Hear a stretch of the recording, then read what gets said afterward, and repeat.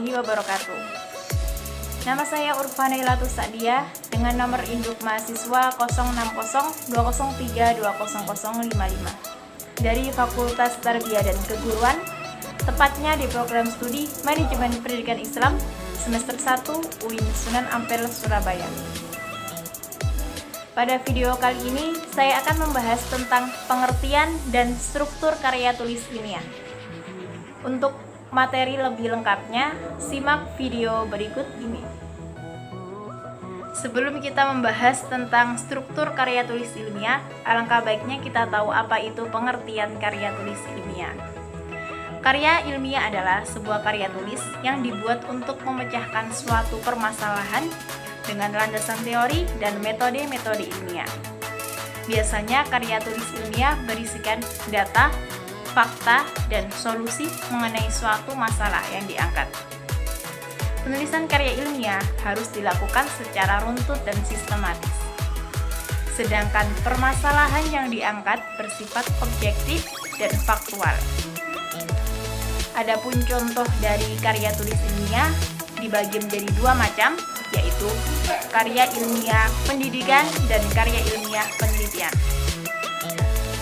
Yang pertama adalah karya ilmiah pendidikan. Karya ilmiah pendidikan biasanya ditujukan sebagai tugas akademik untuk mencapai suatu gelar pendidikan tertentu. Adapun contoh dari karya ilmiah pendidikan diantaranya adalah paper, skripsi, tesis, dan disertasi. Yang kedua yaitu karya ilmiah penelitian. Adapun contoh dari karya ilmiah penelitian yaitu makalah seminar, laporan hasil penelitian, dan jurnal penelitian. Pembahasan yang kedua adalah struktur karya ilmiah. Struktur karya ilmiah pada umumnya tergantung pada jenis dan aturan dari lembaga atau institusi apa yang diikuti. Namun pada umumnya struktur karya ilmiah terdiri dari yang pertama adalah halaman judul. Judul pada karya ilmiah ditulis berdasarkan topik yang diangkat sehingga menjadi nama dari karya ilmiah tersebut. Judul karya ilmiah harus ditulis semenarik dan sejelas mungkin, sehingga pembaca mendapatkan gambaran tentang apa isi dari karya ilmiah yang ditulis oleh penulis. Bagian yang kedua adalah abstrak. Ringkasan dari seluruh isi karya tulis disebut dengan abstrak. Abstrak ditulis bergantung pada peraturan akademisi tertentu. Namun, pada umumnya abstrak ditulis dengan maksimal 150 sampai 200 kata dengan jarak spasi 1,5 pt dan tidak ada jarak antar baris. Isi abstrak meliputi tujuan penelitian, metode penelitian, sumber data, dan pembahasan. Bagian bawah abstrak biasanya terdapat kata kunci, yang mana kata kunci ini maksimal terdiri dari 5 kata. Bagian yang nomor 3 adalah pendahuluan.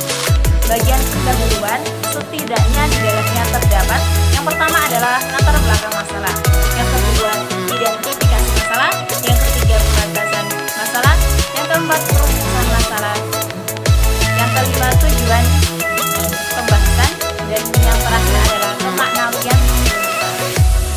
Yang keempat adalah kerangka teoritis, yang mana kerangka teoritis ini berisi penjelasan tentang hasil kajian terhadap teori dan hasil penelitian yang sudah ada dan telah terpublikasikan dan relevan dengan karya tulis ilmiah. Nomor 5 adalah metode penelitian. Dalam metode penelitian menjadi hal yang paling mendasar dari sebuah karya tulis ilmiah. Metode atau prosedur penelitian menjadi petunjuk penulis untuk meneliti dengan langkah-langkah yang benar.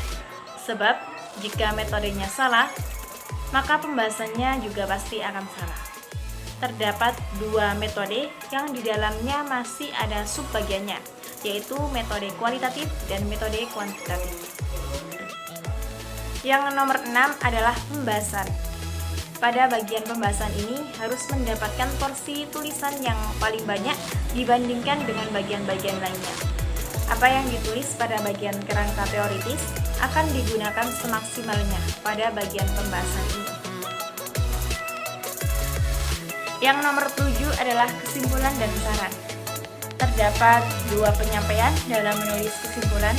Yang pertama adalah ditulis butir per butir, dan yang kedua adalah ditulis dengan uraian berupa esai padat. Dan kesimpulan berisi tentang pemaknaan dari awal pembahasan hingga akhir yang ditulis dengan singkat, padat, dan jelas. Yang nomor 8 adalah daftar pustaka. Dalam sebuah karya tulis ilmiah wajib menyertakan sumber-sumbernya, karena jika tidak akan dianggap sebagai plagiarisme. Sekian dari saya, semoga bermanfaat.